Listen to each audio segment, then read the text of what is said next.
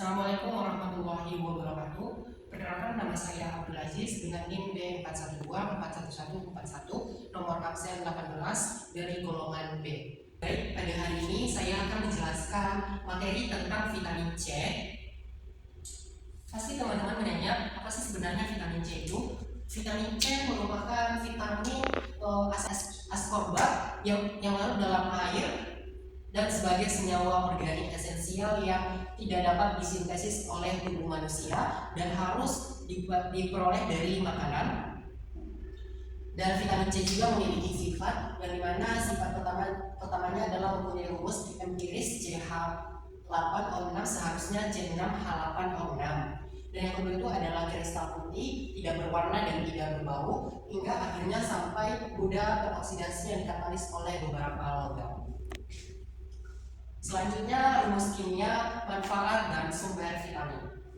Yang ini merupakan adalah struktur vitamin C, dan ini adalah manfaatnya. Manfaat vitamin C yang pertama adalah sebagai antioksidan di dalam tubuh. Yang kedua adalah membantu sintesis kolagen di dalam tubuh manusia. Yang ketiga adalah meningkatkan penyerapan zat besi dan non-heme. Yang keempat adalah mendukung fungsi kekebalan tubuh. Yang kelima adalah membantu dalam proses luka. Dan sumber vitamin itu terdapat di dalam jeruk, lemon, stroberi, tomat, nanas, brokoli, bayam, dan kubis rusa.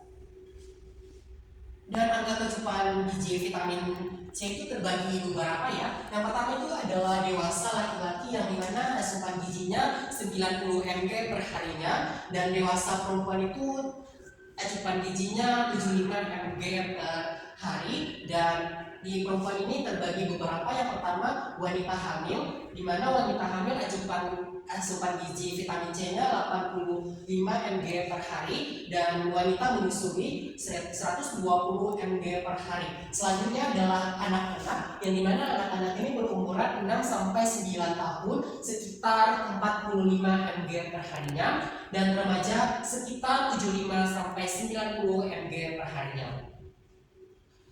Dan di sini adalah efek bila terjadi defisiensi vitamin C. Seperti yang kita ketahui, apabila kita mengalami defisiensi vitamin C, otomatis efek di dalam tubuh kita itu yang pertama itu adalah skorbut, yang kedua itu adalah penurunan daya tahan tubuh, yang ketiga adalah kelelahan, yang keempat adalah anemia, dan yang terakhir adalah nyeri sendi. Yang dimana skorbut ini merupakan penyakit yang terjadi di dalam mulut, baik gusi bengkak, gigi goyang, ataupun berdarah. Dan anemia ini merupakan kekurangan sel darah merah di dalam tubuh kita seperti yang kita lihat ini, dimana normal memiliki sel darah yang cukup banyak, dan ketika kita memiliki yang kekurangan vitamin C, maka sel darah merah kita di dalam tubuh sangat sedikit, maka itu yang dinamakan anemia. Nah, ketika kita juga kelebihan asupan vitamin C, otomatis memiliki efek juga, yang dimana efek kelebihan vitamin C adalah batu ginjal, diare, mual, kembung, dan sakit perut. Yang dimana batu ginjal itu merupakan suatu penyakit yang terjadi endapan keras dalam ginjal dari zat-zat urin kita sendiri. Dan diare itu merupakan sakit perut. Nah, di dalam tubuh kita juga vitamin C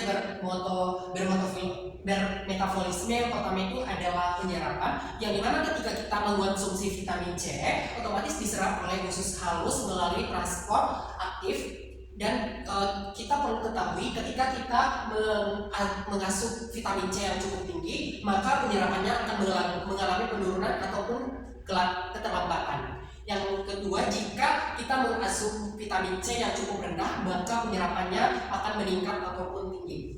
Dan ketika sudah terjadi penyerapan, selanjutnya akan dibawa oleh sel darah merah ke berbagai jaringan, terutama kulit, hati, otak, mata, dan kelenjar adrenal, dan disimpan dalam jangka cukup kecil karena tidak bisa menyimpan dalam jangka panjang.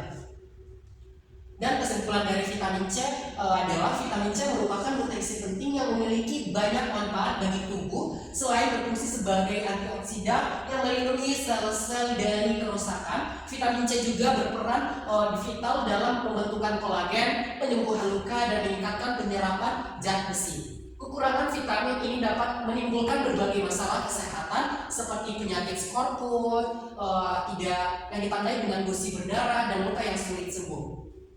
Karena tubuh tidak dapat memproduksi vitamin C sendiri, sehingga kita perlu untuk memperoleh dari makanan ataupun makanan, baik itu makanan sayuran, buah-buahan ataupun minuman yang mengandung vitamin C. Oleh karena itu, menjaga asupan vitamin C setiap harinya sangat penting untuk mendukung kesehatan dan daya tahan tubuh kita sebagai manusia. Cukup sekian yang saya presentasikan pada hari ini. Apabila ada kesalahan, saya mohon maaf. Saya akhiri. Assalamualaikum warahmatullahi wabarakatuh.